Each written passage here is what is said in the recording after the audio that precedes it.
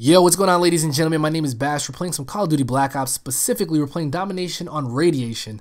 And my boy Dunkus, talking a little bit of smack before this game started. He wanted a little bit of competition, some friendly competition. He said he would rock my score in Domination. You know me, man. I was like, listen, dude, we don't have to have a war of words.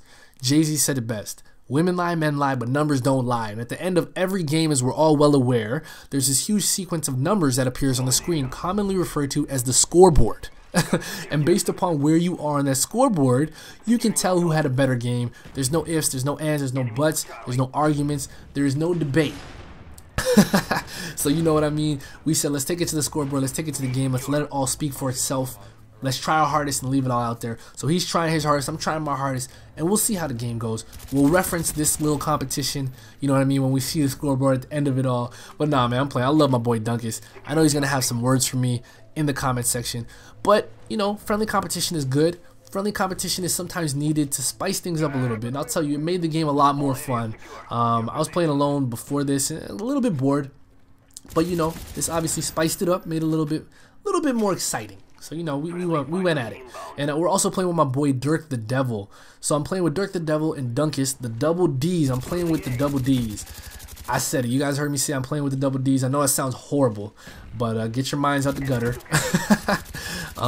Dirk the Devil, he's a commentator himself. He's up and coming. He's a good dude, great player. You'll see his score in terms of kills just blows everybody's out the water this game. He does a great job. He does a good job commentating as well, so you should definitely go check him out. You will not be disappointed with that subscription. But I'm using my Xbox Ahoy inspired loadout. Now, for those of you who don't know who Xbox Ahoy is, he does weapons guides. He does the best, hands down the best weapons guides you will possibly find on YouTube. He puts a lot of work, a lot of effort into it. And his voice, man, his voice is amazing. No homo. But his voice is awesome, dude. And he makes everything sound epic. He should be on the Discovery Channel. Like, this series should be on the Discovery Channel. As Dunkus is right here. Sad that I just got those defends.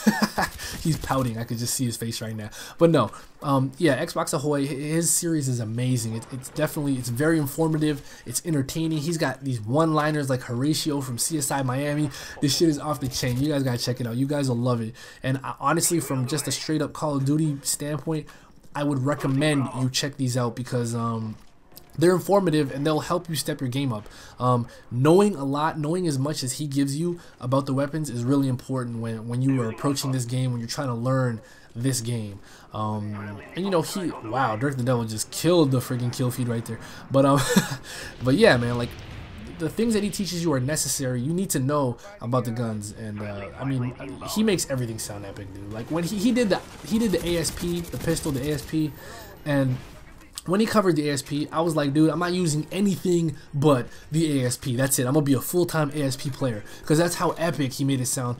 I was quickly brought back down to earth, unfortunately, but he covered the Enfield. So I'll put a link in the description to that video where he's covering the Enfield, and that's one of the reasons it's kind of got me hyped up to use it. But I've been using the Enfield from before I saw this video. But he gave me some tips, so I'm using it warlorded out. And I'm saying warlorded out because, you know, warlord is Black Ops' bling. So back in the days, back in the Modern Warfare 2 days, it was called bling. We used to say, man, my gun's blinged out. But now we're gonna say it's warlorded out because that's what it is. So we got the warlorded out Enfield. And the reason I can use Warlord instead of a sleight of hand, which is what I would usually use with a assault rifle, is because the time that it takes to aim down sight with the Enfield is similar to that of an SMG, which is something I learned obviously from Xbox Ahoy. And with that being said, sleight of hand isn't as necessary, so that gives me, you know, frees up my second spot and allows me to use Warlord Pro. Not Warlord Pro, I don't have the Pro, but it allows me to use Warlord. And as you can see right there, Young Baller 34 just called in his attack helicopter. Attack helicopter, also known as the COCKBLOCKER chopper. Listen, guys, I'm gonna start a campaign against this damn COCKBLOCKER chopper. If you have this COCKBLOCKER chopper equipped, make sure you ask your teammates before calling it out whether or not they have, you know, choppers that I personally think should take a little bit more priority over the cockblocker chopper, such as my gunship, or maybe my chopper gunner that I also have after my gunship, which I'm not gonna get to call in, spoiler alert. Nah, man, I'm playing. Call it out if you want to, but we refer to it. Me and my homies refer to it as a cockblocker chopper because it keeps you from calling in your big boy kill streaks that you work so hard to get. But I will get to call in eventually. But I'm also using Flak Jacket. Flak Jacket is a perk I definitely recommend to you guys if you guys are gonna be playing objective-based games. So I'm talking domination, demolition, headquarters, whatever the case may be, and you find yourself dying from explosives a lot. You need to have a Flak Jacket class, something you can turn to when the going gets tough, man. So you know what I mean. I definitely recommend using Flak Jacket. I use it on a lot of my classes, not just one. I don't find myself using Ghost as much as I used to in the past. I'm not relying on it too much. It's too easy to counter Ghost these days. I wouldn't recommend it to you guys, to be honest. I have one class with Ghost, in case, you know, one or two teams get a little too crazy with the, you know, with the UAVs or the spy planes. But all in all, I mean, to be quite honest with you, I don't need Ghost as much as I needed to, as much as I did in the past. And that frees up kind of my first perk slot. And I find myself using Flak Jacket, I find myself using Hardline, and I find myself getting better games with those. So I mean, I recommend those to you guys.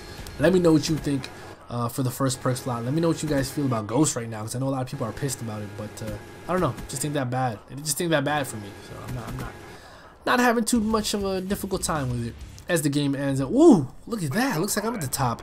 Sorry, Dunkus, you're gonna have to come back next week, with your try hard pants ironed and good to go, because you just weren't ready this game, baby.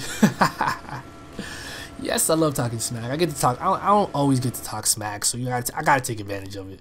But yeah, hope you guys enjoyed that. Make sure you check out Dirk the Devil's channel. Make sure you check out Xbox Ahoy's weapons guides. You will not be disappointed. And I'll see you all later. Make sure you can follow me on Twitter. That's where you can find me if you ever want to play some games with me. And I'll see you all later. Peace out.